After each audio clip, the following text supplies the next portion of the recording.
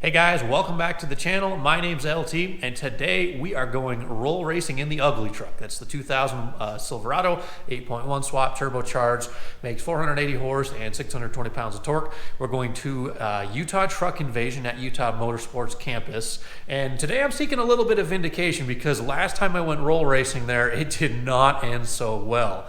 I had 5 races in total that day, and if you missed the upload, you should check it out, but here's a quick summary. I had 5 races in total, and the first one I lined up side by side against a boosted Coyote Mustang. It was an automatic transmission, and on that particular race I was only running 5 pounds of boost, so as you can imagine, we got smoked.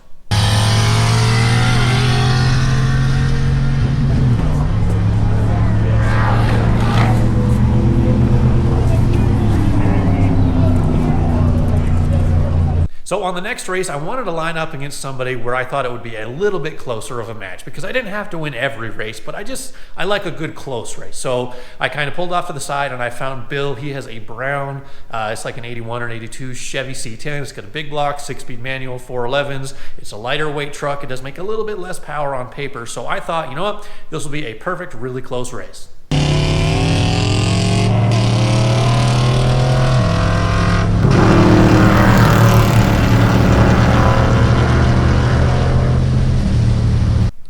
Now the brown C10 did walk away from the Ugly Truck pretty easily. We're actually trying to schedule a rematch with that particular truck again in the future here, so stay tuned for that. But I was looking around for other trucks to line up against, and the only one I could find at the time was it was a black 2011 or 12 6.7 Power Stroke.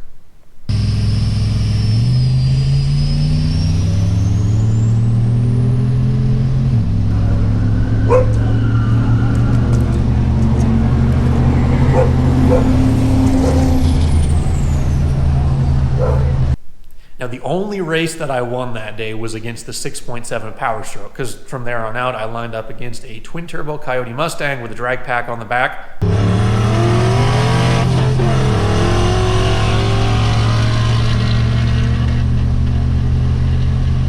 And then lined up against a turbo LS2 GTO.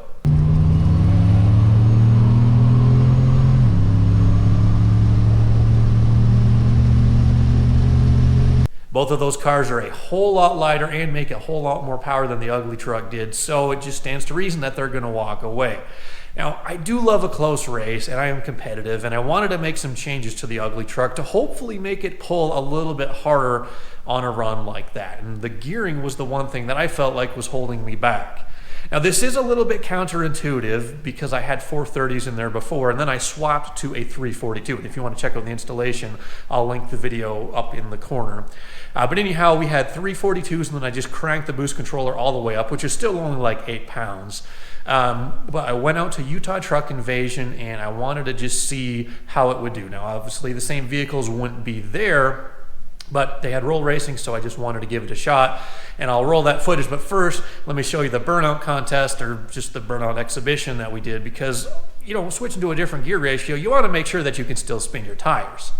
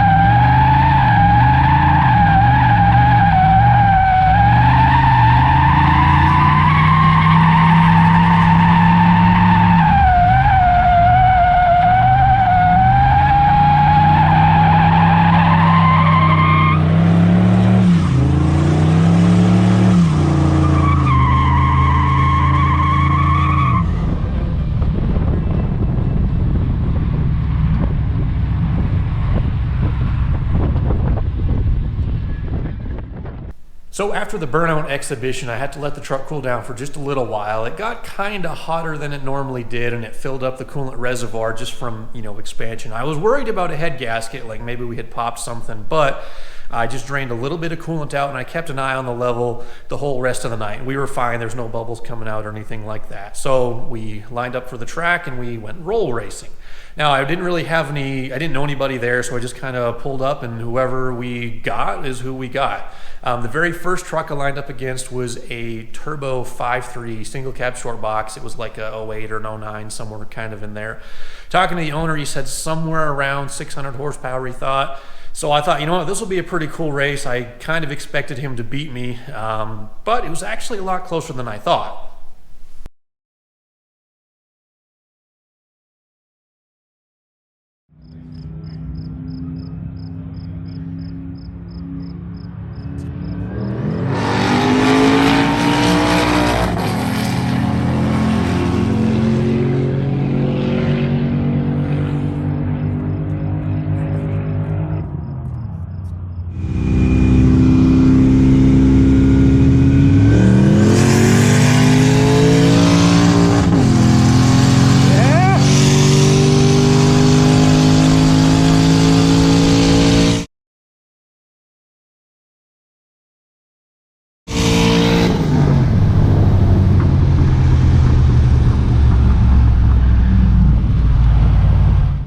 So the first race was about as close as you could get. I kind of paused the footage there towards the end. And from the angle I was at, it was really hard to tell. If you kind of look at the line in the road and you compare it to where it is on his truck to where it is on mine, it's almost too close to call. So I'm not going to say I won or that he won. It's just a really close race. And that's exactly what I wanted. I love a good close race. I had a perfect start, and I just couldn't be happier with that run. So the very next one, I just kind of, once again, I pulled up to the pitch there, and I just found whoever was ready to go. And the next one was a red. It was an SS. I believe it was a clone. No idea on the powertrain. It was definitely NA. So we lined up, and we did roll race number 2.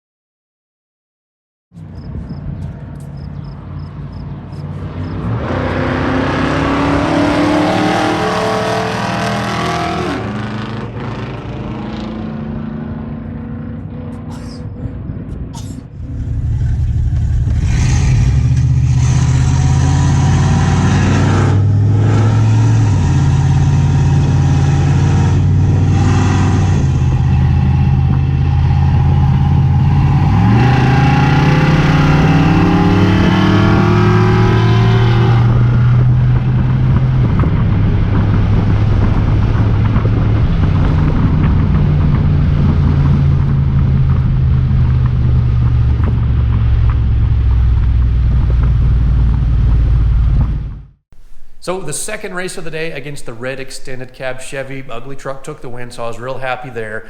It was a turbo truck against an NA truck, so, you know, not a huge deal, I guess.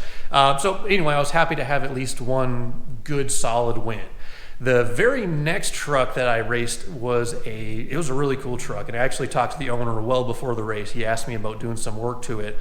This was a 6.2 swapped, 2015 and newer, I think, the direct injected truck, regular cab short box, and he actually had, this is a really cool engine. He has an LT2 Corvette intake manifold from a C8 Corvette on there, long tube headers, full exhaust, and those 6.2s, those are pretty healthy. Now, he wanted to do a 20 roll because of the gearing in his transmission. He's got a 6L80, and I'm just kind of down for whatever, so I said, you know what? Perfect, let's do it. But pay attention to the beginning of this race, because I've had this problem a few other times, and I totally spaced this. But what I did, because we were going from a 20 roll, I just dropped it down into first gear, and when I took off, I floorboarded it and instantly upshift to third, and I thought, you know what, the transmission will take care of shifting on its own. So watch the clip.